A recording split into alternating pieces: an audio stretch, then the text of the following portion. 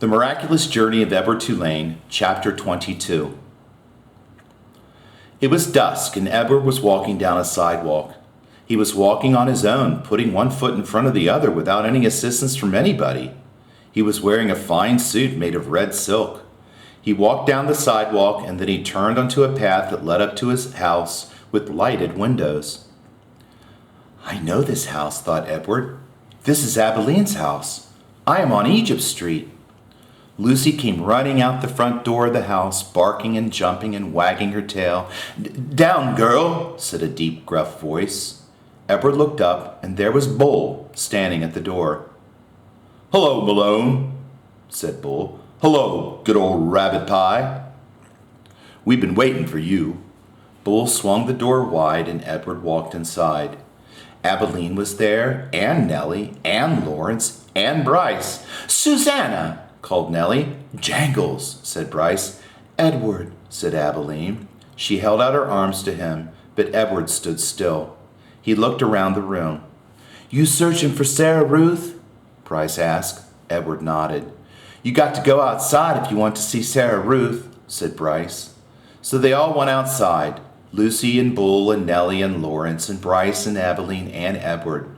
"Right there," said Bryce. He pointed up at the stars. "Yep," said Lawrence. "That is the Sarah Ruth constellation."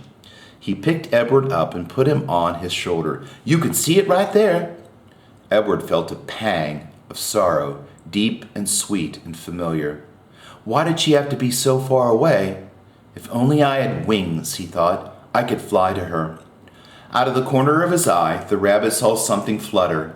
Edward looked over his shoulder, and there they were, the most magnificent wings he had ever seen, orange and red and blue and yellow. And they were on his back. They belonged to him. They were his wings. What a wonderful night this was. He was walking on his own. He had an elegant new suit, and now he had wings. He could fly anywhere, do anything. Why had he never realized it before? His heart soared inside of him.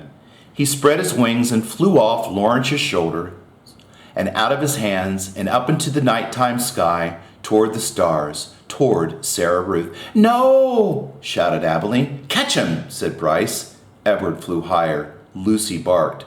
"Malone!" shouted Bull. And with a great terrific lunge, he grabbed hold of Edward's feet and pulled him out of the sky and wrestled him to the earth. "You can't go yet," said Bull. "Stay with us," said Abilene. Edward beat his wings, but it was no use. Bull held him firmly to the ground. "Stay with us," repeated Abilene. Edward started to cry. "I couldn't stand to lose you again," said Nellie. "Neither could I," said Abilene. "It would break my heart." Lucy bent her face to Edward's. She licked his tears away.